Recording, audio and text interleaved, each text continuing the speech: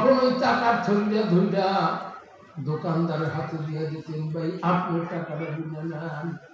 অন্যান্য মানুষ সব আশ্চর্য, হুজুর এতগুলো টাকা আপনার ব্যাগের ভিতরে, এই টাকার থলিটাই ধইরা দিয়ে দিলেন দোকানদারের হাতে, আপনি নিজে গুনে দিলেন একটা। একটু কথা কিরে বাবা, আপনি টাকাটা গুনে দেন না কেন? বাবা আমি যদি গুনতে যাই তাহলে ডাবল গোনা হবে, একবার আমি গুনবো আর একবার দোকানদার গুননা বুঝ করে নিবে, বুঝ ছাড়া তার নিবে না। তার সাথে আমি বিশ্বাস করে টাকার থলিটা দোকানদারের হাতে দিয়ে দিলাম। যতক্ষণ সে 40 টাকা গুনবে ততক্ষণ আমি 40 বার সুবহানাল্লাহ বলতে পারবো। আর একবার সুবহানাল্লাহর দাম এইরকম কোটি কোটি বস্তা টাকার চাইতেও বেশি।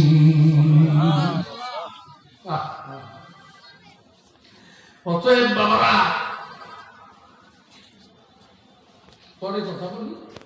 হযরতে নুরমান মাযদানী রাহমাতুল্লাহ আলাইহি দুনিয়ার জিন্দেগির সময়টুকু গুরুত্ব দিয়েছে। তেনার কোন ছেলে সন্তান ছিলেন না। সপ্তাহে বা 2 সপ্তাহে একদিন বাজার করতেন, 2 ব্যাগ বসে সদাই ব্যাগ, বুড়া মানুষ। আবার টাকার থলিও আর একটা ব্যাগ। তৎকালীন তো কাঁচা টাকা ছিল, 100 টাকায় বাংলা মাপের 100 হইত।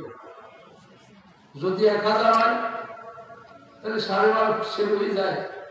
3টা বোঝা নিয়ে যাইতেছে, এক ছিনতাইকারী ডাকাই খেয়াল করছে, সব টাকা ঘরে সিন্ধুকে আটকাইয়া, দরজা আটকাইয়া রাখতে পারে না, আমাদের তার নাই।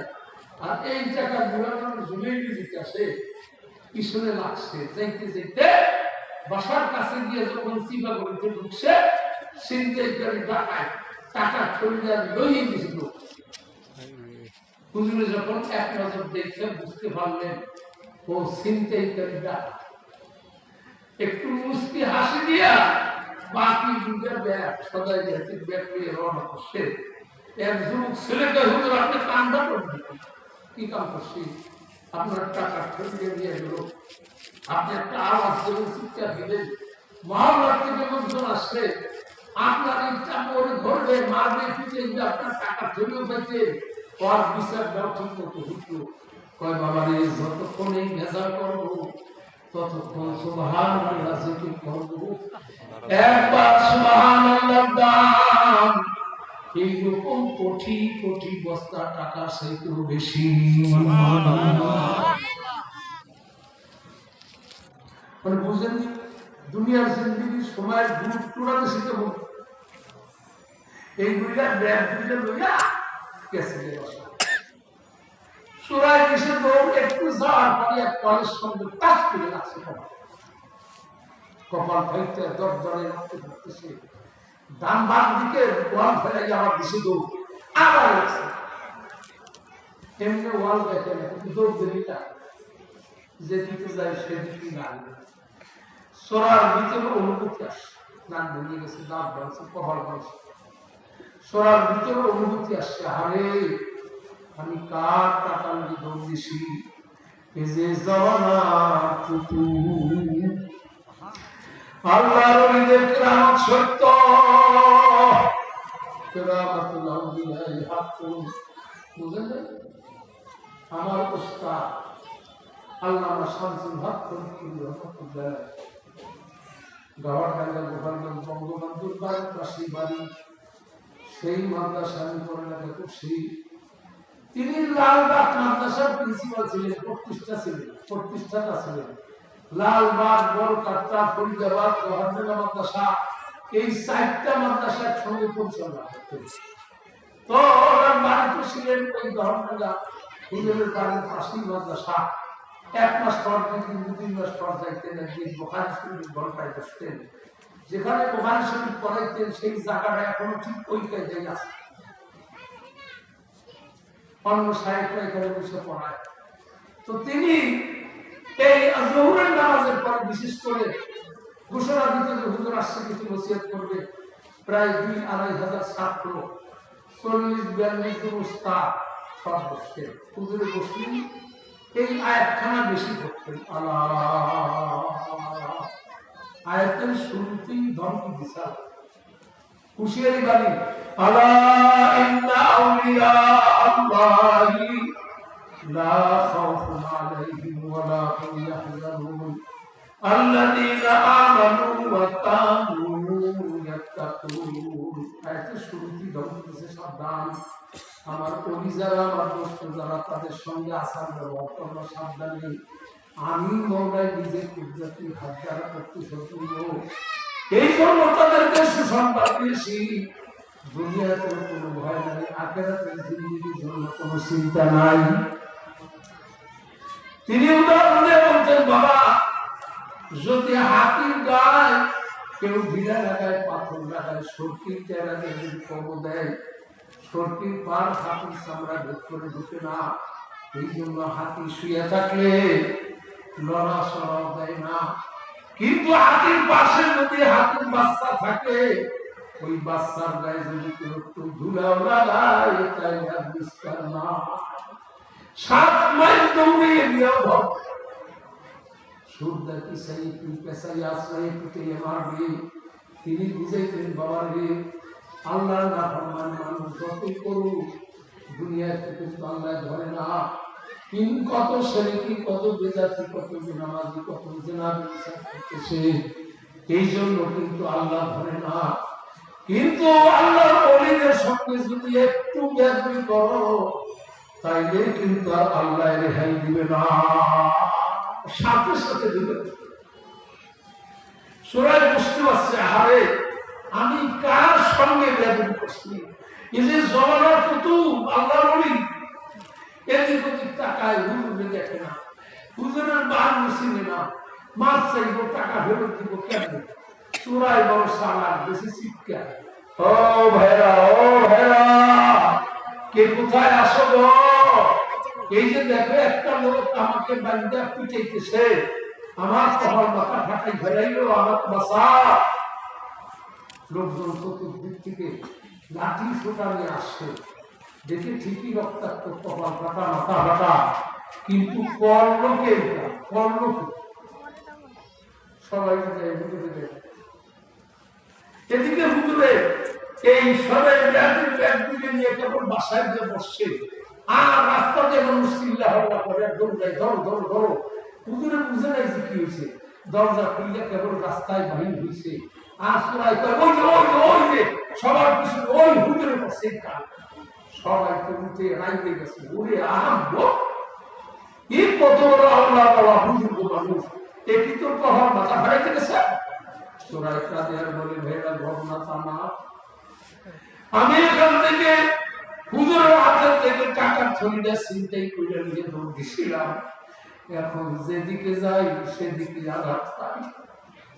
আমি হুজুর তো পাই না, টাকার থলি ফেরত দিতে পারি না, মা পৌঁছাইতে পারি না। এই জন্য আমি চালাকি করে শিক্ষা দিছি, যাতে হুজুরের ঘর থেকে বাহির হয়। এই বইটা টাকার থলি নিয়ে গিয়ে হুজুরের পা দুটো ধরে বসি, হুজুর আল্লাহর রাস্তায় টাকার থলি ফেরত না। হুজুর বলে, নেই নেই নেই, ও তো মেরে নেই, ও তো তেরে হয়। আরে টাকার থলি তো আমার না, এটা তো তোমার। সূরা কয়, হুজুর এই মাত্র নিলাম, আমার কেমনে করলো, টাকার থলি আপনার। সবাই কয়, সূরা কয় আমার না, হুজুর কয় আমার না, টাকার থলিটা কার? কিছু কিছু দোকানদার টাকার থলি দেখে চিনছে, তো হুজুর হাটে বাজারে যাইতে টাকার থলি তো আপনারা কি দেখতে পাবেন? আমাদের তো মনে হয় টাকার থলি আপনারই, কিন্তু আপনি যে মিথ্যা কথা বলেন না, তাও তো ঠিক। এর ভিতরে ঘটনা কি হুজুর একটু বুঝাইয়া বলেন।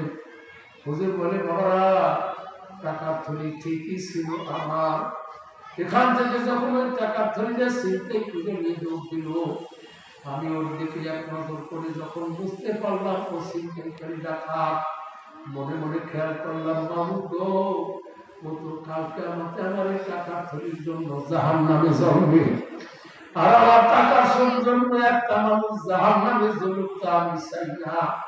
সঙ্গে সঙ্গে ফরিয়াদ করেছি, মাহবুব গো, আমি টাকার থলি করে আল্লাহর রাস্তায় দান করে দিলাম, আমার টাকার জন্য কাল কিয়ামতে জাহান্নামে জ্বালাইও না।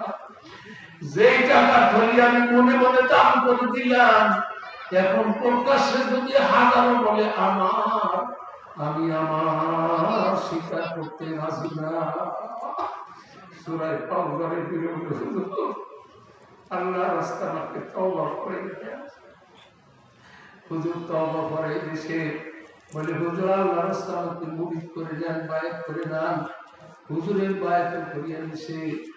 এরপরে লম্বা সূরা ঘটনায় সূরায় একজন আল্লাহ হইয়া কবরে যায়। আমার মন কথা ছিল, বাবা রে, আল্লাহওয়ালা মানুষ, বুঝমান মানুষ যারা দুনিয়ার জিন্দেগির একটা সেকেন্ড সময় এদিক সেদিক যাইতে দেয় না, কারণ মানুষ যা কিছু কামাইবে এই দুনিয়ার হায়াতে কামাইবে। কি বলেন? এই জন্য বাবারে, দুনিয়ার হায়াতের জিন্দেগি প্রতি মূল্যবান কিছু সময় আপনাদেরকে আমাদেরকে আল্লাহ নেকের মধ্যে সে ব্যয় করার মতো তৌফিক দান করেছে। এজন্য সবাই শুকরিয়া তান আবার বলি আলহামদুলিল্লাহ। শুকরিয়া আদায় করলাম বাবা। অনেক অল্প সময় একটু ওয়াজ করি, ওয়াজ তো শুরু করি, আর ওয়াজ শুরু করার লোক তো সামনে আসে, কেবল তো মানবিকের পরে শুরু হইল। আমি একটু ওয়াজ করবো, মানে আমার ওয়াজ হইল, আমি পবিত্র কোরআন শরীফ থেকে প্রথমেই খুতবার ভিতরে একখান দুইখান আয়াতে কারিমা তেলাওয়াত করে এরই কিছু তরজমা ব্যাখ্যা তাফসীর করে আমার বয়ান বক্তব্য শেষ করি। আজকে আমি 29 পারা সূরা কিয়ামা, এই সূরা থেকে ছোট্ট একখান আয়াতে কারিমা তেলাওয়াত করেছি। আল্লাহ যদি তৌফিক দেয় অল্প সময়ের ভিতরে কিছু শোনাবো, শুনবেন না ইনশাআল্লাহ? আয়াতটা আপনারা বুঝেন নাই, শোনেন নাই, খেয়াল করেন। ওই যারা হুজুরের কাছে ছিল তারাও বুঝতে পারেনি অনেক কিছু, কি আয়াত করছে মনে আছে না? মাশাআল্লাহ, ওই হুজুরের আছে। আমার দিক তাকাই, আমি তেলাওয়াত করি। আউযু বিল্লাহি মিনাশ শাইতানির রাজীম, বিসমিল্লাহির রহমানির রহিম। আওলা লাকা ফাআওলা সুম্মা আওলা লাকা ফাআওলা। কোরআন শরীফ তেলাওয়াত শুনছেন তো? জি। দেখছেন তো? কয়েকবার উঠেছি, সেখানে আওলা লাকা ফাআওলা সুম্মা আওলা লাকা ফাআওলা। আল্লাহ একই আয়াতের ভিতরে একটা শব্দ সাইবার বসে, বাবা একটা শব্দ, আওলা লাকা ফাআওলা সুম্মা আওলা লাকা ফাআওলা, একটা শব্দ একই আয়াতের ভিতরে সাইবার বলে বুঝাইছে। এ দুনিয়ার মানুষ, দুনিয়ার জিন্দেগি তো শুধু বন্দেগি করার জন্য। দুনিয়ার জিন্দেগিতে যদি বন্দেগি না করো, তাহলে জাইনা রাখো এই দুনিয়াতে আমি মওলাই তোমাদেরকে ধরব না। দর্শনে আমরা মাগরিবের নামাজ পড়ছি, পড়ছি না? দোকানদাররা দোকান নিয়ে এসে তারা মাগরিব পড়ে নাই, কি কর? যারা তার নামাজ পড়েছি আমাদের জন্য খুশি হইয়া সন্তুষ্ট হইয়া পুরস্কার হিসাবে জান্নাতের থেকে আল্লাহ ফেরেশতার মাধ্যমে খনসা বলে কোন খানা পাঠিয়ে দেয় নাই, দেশে কিছু দেয় বলেন যাবে। আবার যে সোনার শাড়ি আল্লাহ নামাজ পড়লো না, এদিক সেদিক বুঝে ফিরে বেড়াইল, আনন্দ করতে খুঁজে বেড়াইল, আল্লাহ রাগ করে তাদের শাস্তির জন্য জাহান্নামের ফেরেশতা মান্দারের কাটা দিয়ে পাঠাই দেয় নাই। যে আজকেও আজ মাহফিলে দোকান পাঠিয়ে আইসে আজকেও যখন নামাজ পড়লো না, যা মান্দারের কাটা দিয়ে পিলেই হতাই পাঠাইছিল। অর্থাৎ নেক কাজের পুরস্কারও দুনিয়ায় না, বদ কাজের শাস্তি দুনিয়ায় না। আমি বলাই দুনিয়ায় ধর্ম না, ধর্ম 4 জায়গায়। কয় জায়গায়? আওলা লাকা ফাআওলা সুম্মা আওলা লাকা ফাআওলা। মুখস্থ হয়ে গেছে? আওলা আওলা।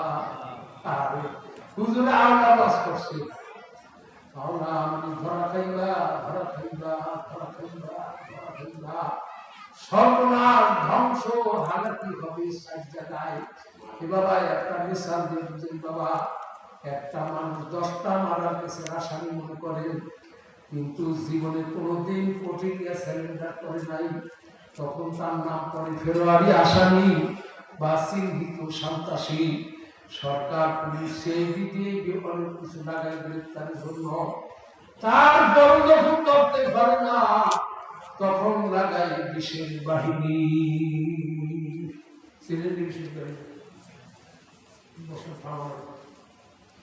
এই বিশেষ বাহিনী ছিলেন আরে খালেদা জিয়ার আমলে, বিএনপির আমলে তো শুরু হয়েছে। খালি জিয়া,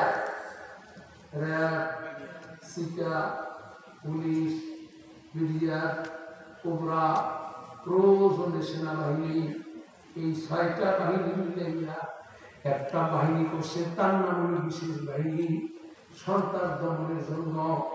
যখন এই বিশেষ বাহিনী ভাষা নামাই দেয়, সরকারের কাছ থেকে তারা একটা স্পেশাল পাওয়ার দিচ্ছে। আমরা ধরতে গিয়া মরতে যাচ্ছি না, স্পেশাল পাওয়ার দিবে। এই জন্য সরকার এমন স্পেশাল পাওয়ার দিছে, ধরতে গিয়া যদি পুরুষ ফায়ারের নামে গুলি তুলে মারলে ওখানে কোনো সুবিধা নাই। কি কর দেখছেন একসঙ্গে খান পুরুষ ফায়ার, পেপার পড়লেই খান পুরুষ ফায়ার। কি কর আমার মামলায় করে সব আমার একদম ফেব্রুয়ারি আসামি আছে, যাদেরকে আমি ফজরের কোর্টে হাজিরায় পাইলাম না, জোহরের কোর্টে হাজিরায় পাইলাম না, আসর মাগরিব ইশা কোর্টে হাজিরায় পাইলাম না, রমজান বেলায় রোজার বেলায় পাইলাম না, এক টুপি দাড়ি সুন্নতি লিবাসের বেলায় পাইলাম না, পর্দা কুশিদার বেলায় পাইলাম না। যাইনারা কোদর আল্লামার ফেব্রুয়ারি আসামি, ওদের নামে হিরিয়া গ্রেপ্তারি কোরআন জারি করে আমার বিশেষ বাহিনীর একজন সদস্য মাত্র লাগাই দিলাম, তার নাম হয়েছে আজরাইল জামদুল মালাকুল মউত। আল্লাহ দুনিয়ার জিন্দেগিতে শুনতে আছেন, হঠাৎ করে একদিন বাবারে আজরাইল আলাইহিস সালাম জমিনে কদম, আসমানে মাথা, মাশরিকে 1000 মাগরিবে 1000, বড় বড় সাগর মহাসাগর চাইতে বড় বড় শত্রু 32 পাটির দাঁত বাহির করে যখন হাজির হয়ে যাবে, ফেরেশতের রুখানা 36 কোটি পশমের ঘোড়ায় ঘোড়ায় গিয়ে পালাইতে চাইবে। জায়গা নাই, সব জায়গায় আজরাইল দেখা যায়, কলিজার নিচে গিয়ে পালাইবে। আমার মাওলানা ডাক দিয়ে কয় নাসিয়াতি বালকা ওয়ান নাসিকাতি নাসফা, আজরাইল দুনিয়ার সাগর দরিয়ায় লঞ্চ স্টিমার ডুবে গেলে ডুবার গোল নাকে অক্সিজেন নিয়ে ডুব দেয়, তালাশ করিয়া বাহির করিয়া ছাড়ে। আমি তোমাকে ডুবার বানাই দিলাম, অর্ধেহ শরীরের ভিতরে ডুব দাও, রুহটা কোথায় আছে খুঁজা বাহির করো। তল্লাশি করতে করতে কলিজার নিচে গিয়ে পালাইছি, কাজ করিয়া কলিজা সিরিয়া রুহটা বাহির করিয়া নিয়ে যাইবে। পিতা মাতা আত্মীয় স্বজন ছেলে সন্তান চোখের দিকে থাকলেও কেউ ফিরিতে পারবে না, পারবে দর্শন তো দর্শন। 1 নম্বর ধরার অনুষ্ঠানে বাঁচবেন তো রেহাই হইবে, নৌজন টাকা দিব, এগুলোর লোকে আসলে ভাববে কি করবো, আল্লাহ আসবেন। এই বেশি শিক্ষিত যারা তাহলে ভাববে কি করবো। একজন ভার্সিটির প্রিন্সিপাল 40 বছর প্রিন্সিপাল ছিল, 80 বছর বয়সের সময় খাইতেছে, মৃত্যুর সময় কেবল আজরাইল আলাইহিস সালাম কাছে আছে। এত বড় একজন প্রিন্সিপাল টাস টাস করে করে ইংরেজি ছিলেন,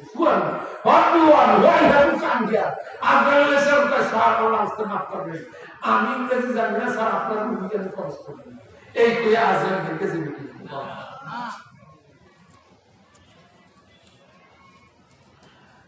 আবু জাহেলের নাম শুনছেন না? খুব ভালো মানুষ, খুব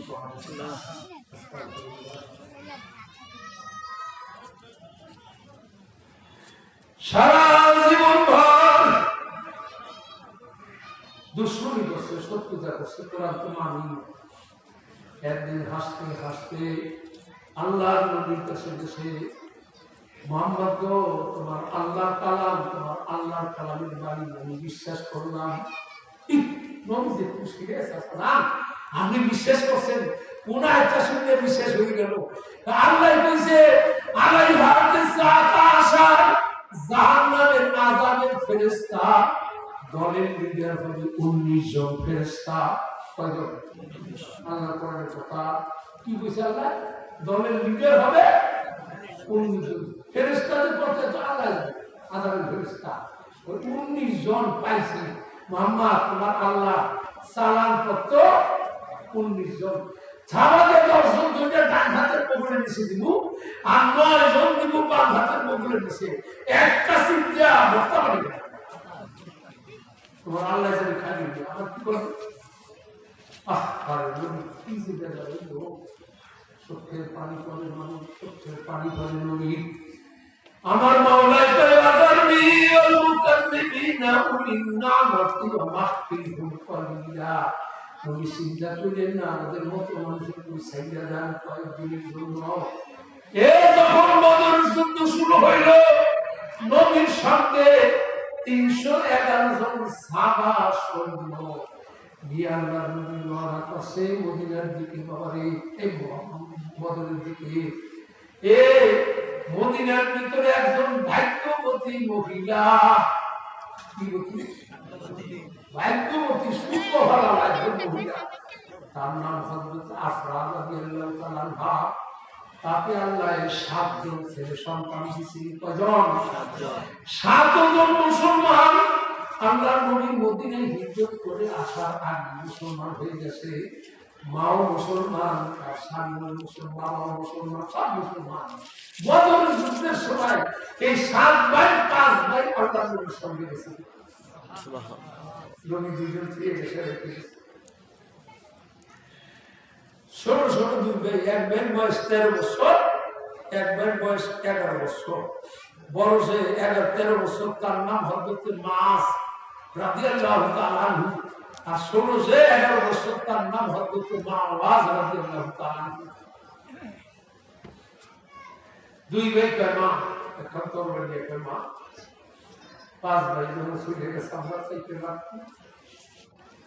আমার দিনের নবীকে আবু জাহেল তার জন্মভূমি মক্কা থেকে তাড়িয়ে দিয়েছে। মা দেখেন কিছু বলেন। আর ষোলো লাখ মিলে তুলে দেন, দেখবেন সব ভয়টা চলে যাবে। পরিবারের কাকা কাকুকে রাখতে পারছে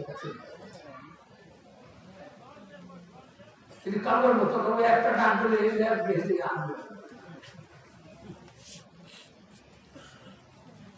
শব্দ এলেও আমার ভয়ের অসুবিধা হলো, আপনারও তো কষ্ট হয়। তো কি করছে? বাবা আমার দিনের নবীকে আবু জাহেল যার জন্মভূমি মক্কা থেকে তাড়িয়ে দিছে, পালাইয়া রাতের অন্ধকারে হিজরত করে মদিনায় আসছে। সৈন্যবাহিনী নিয়ে আবু জাহেল আবার মদিনায় ফিরে আসছে। মানব খোদার কসম খেয়ে বলি, আমাদের এই তরবারি দুইখানা নিয়ে যাইব। যদি আবু জাহেলকে পতন না করতে পারি, জীবনে আর আপনাকে মুখ দেখাবো না। মায়ের মাথার পরে হাত দিলে দোয়া করতে যাব না। দৌড়াইতে দৌড়াইতে 3.5 মাইল দৌড়িয়ে গিয়ে দর্শক আল্লাহ রাসূল একেবারে হরেন বলেন, হুজুর আমরা যুদ্ধে যাবো। হুজুর দেখে আশ্চর্য, কেন? বলে আমরা 2 ভাই যুদ্ধে যাবো আপনার সঙ্গে। মানে তোমরা তো 2 ভাই, তোমার বয়স কত? বলে 13 বছর। তোমার বয়স কত? বলে 11 বছর। যুদ্ধের বারে হইতে হইলে 15 বছর লাগে। 15 বছরের কমে কাউকে যুদ্ধ নেওয়া যাবে না। অতএব তোমরা 2 ভাই এক হয়ে যেতে পারবে না। আল্লাহ রাসূলের আসলে নিয়ে এগুলো নিবে না। 5 ভাই নিয়ে আসছে, কিন্তু থাক। বড় ভাই কয় আমি বললে একটা কথা বলি কি? বলে আপনি কুরবানির মাসআলা বয়ান করছেন, ছাগল, দুম্বা, বকরি 1 বছরের হওয়া লাগবে, কিন্তু 6 মাসের যদি 1 মাসের মতো তরুতাজা হয়, তাহলে ওই দুম্বা দিয়েও কুরবানি চলে। হুজুর যদিও আমাদের বয়স কম, কিন্তু আমরা তরুতাজা কম না, আমাদেরকে কেন আপনি কোরবানির জন্য কবুল করবেন না? আল্লাহ রাসূল বলেন কুরবান কি? তোমরা দুশো লম্বা মোটা তাজা ওদের যে চাইতে নিচে 15 বছর নওজোয়ান ওদের যে কোনো একজনের সঙ্গে মাপ দেয় যদি ছোট চলে যাবো না সমান বা বড় নিতে যাই দুজন সবচেয়ে বড় লম্বা যে যদি না হুজুরের ইচ্ছা নিতে না 5 জনের 7 ভাই 5 ভাই গিয়েছে মাছ রাদিয়াল্লাহু তাআলা দেখেন জাহানে আমার সিদ্ধ সালাম মাছ শুরু করার আগে ইশারা দিতে বুঝাই যান আমরা পছন্দ খেয়ে আসছি মায়ের কাছে আবু জাহেলকে খতম না করতে পারলে জীবনে আর মাকে জননীকে মুখ দেখাবো না যদি যুদ্ধে না যাইতে পারি তাহলে জীবনে আর মাকে মুখ দেখাইতে পারবো না অতএব ভাইজান আপনি একটু বুঝা দিয়ে দাঁড়ান আমি একটু দিলিপ দিয়ে লম্বাইয়া দাঁড়াই ঠিকই ওই সাহাবি বুঝা দিয়ে দাঁড়াইছে মাছ রাদিয়াল্লাহু তাআলা একটু দিলিপ দিয়ে লম্বাইয়া দাঁড়াইছে বাবার এই বাহানাটা কিন্তু সবই দেখতেছে দিবানুকে দেখে নবী মুস্কি মুস্কি হাসে আমার মাওলা দেখতে পায় জিবরাইল এত বাহানার পরও যদি আমার বান্দা পাগল যদি যুদ্ধে না যাইতে পারে তাহলে আফসোসে কলিজা ফেটে মারা যাবে তুমি কি আমার নবীকে জানিয়ে দাও আমি মাওলা ওর নাম খান আমার কুদরতি খাতায় লেখা নিলাম আল্লাহ নবী যুদ্ধ বদরের যুদ্ধে সাহাবাদের খাতায় যেন নাম লিখে নেয় নবী নাম লিখে নিলেন ছোট ভাইকে হুজুর আমার একটা কথা বলি কি আমার বড় ভাই যদিও আমার সেই কুশলতা বেশি আমি বড় ভাই সেই একটু খাটবো কিন্তু বড় ভাই সেই আমি শক্তিশালী কিন্তু অনেক বেশি বিশ্বাস না হয় বড় ভাইয়ের সঙ্গে একটু পাশার লাগান পাশার লাগাইছে ছোট ভাইকে বড় ভাই যাবে কেন আসছে তো জানেনি আপনি কিছু ভাবেন আমি আমার মৌলার কাছে এই পাহাড়টা ভালো লাগছে আল্লাহ তার নাম কেমন লেখানা নাম লেখা নিছে 311 জন ছিল এখন 313 জন হয়েছে ময়দানে গেল যুদ্ধ শুরু হয়ে গেল সংক্ষিপ্ত কথা বুখারী শরীফ কিতাবুল মাগাজির ভিতরে ঘটনা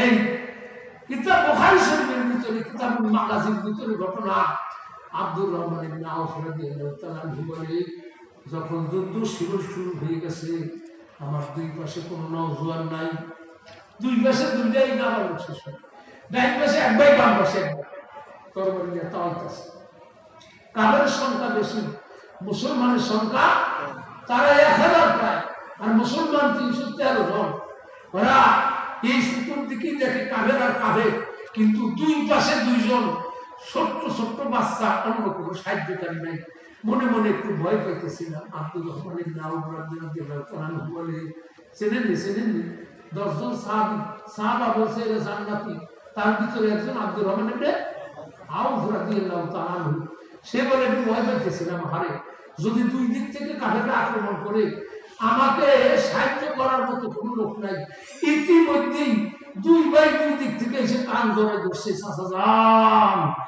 আবু জাহেল কোন হো কানে করতেছে আবু জাহেল কোন জন বলে কেন তাকে দিয়ে তোমরা কি করবা বলে এই তরবারি দিয়ে আমার কাছে কসম খেয়েছি আমার দিনের নবীকে তাড়িয়ে দিছে এই আবু জাহেলকে যদি কতল না করতে পারি জীবনে আর মাকে মুখ দেখাবো না আপনি খালি একটু দেখাইয়া দেন আব্দুর রহমান ইবনে আওফ রাদিয়াল্লাহু তাআলা বলে ওদের দুই ভাই কথা শুনা আমার সিনার ভিতরে এমন শক্তি আর বল হইল যেন দুই পাশে 200 নওজোয়ান সৈন্য আমি আঙ্গুল ইশারা করে হাতে করে চোখের নজর সামনে দিয়ে বললাম ওই কাফেরের দলের ভিতরে উঁচা লম্বা গলা সবচেয়ে উঁচা ঘোড়াটা যার এবং গলা জেগে রয়েছে বলদান ওইজন হইল আবু জাহেল আব্দুর রহমান ইবনে আওফ রাদিয়াল্লাহু তাআলা বলেন এখন আমার আঙ্গুলের ইশারা নামাই নাই চোখের নজর ঘুরাই নাই কোন ফাঁকে যেন দুই ভাই পাঁচ পাখির মতো উড়াল দিয়া ঠিক আবু জাহেলের ঘোড়ার পিছনে গিয়ে দাঁড়াইছে আল্লাহু আকবার বাস পাখির মতো উড়াল দিয়া আবু জাহেলের ঘোড়ার পিছনে দাঁড়ানো ডাইলে মানে টাকা দেখি হবে না কই গেল কেমন কেমনে যে উঠে গেল শুনলা ছোট ভাই কই বড় ভাই যখন তো নামাই তুলবে না নামাইলে কাম করবি কেমনে নামাইতে গেলে তো আমাদের কাম সেটা দিবে। 5 সেকেন্ডের ভিতরে যুক্তি পরামর্শ হয়ে গেছে। দুই ভাই হাতের তরবারি দিয়া আবু জাহেলের ঘোড়ার পিছনের পায়ের রান বরাবর এত জোরে করতেছে যে হাড্ডি পর্যন্ত কাইটে গেছে।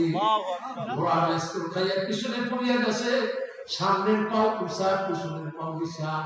আবু জাহেল কিছুই বোঝে না, ঠাস করে চুকিয়ে গেছে।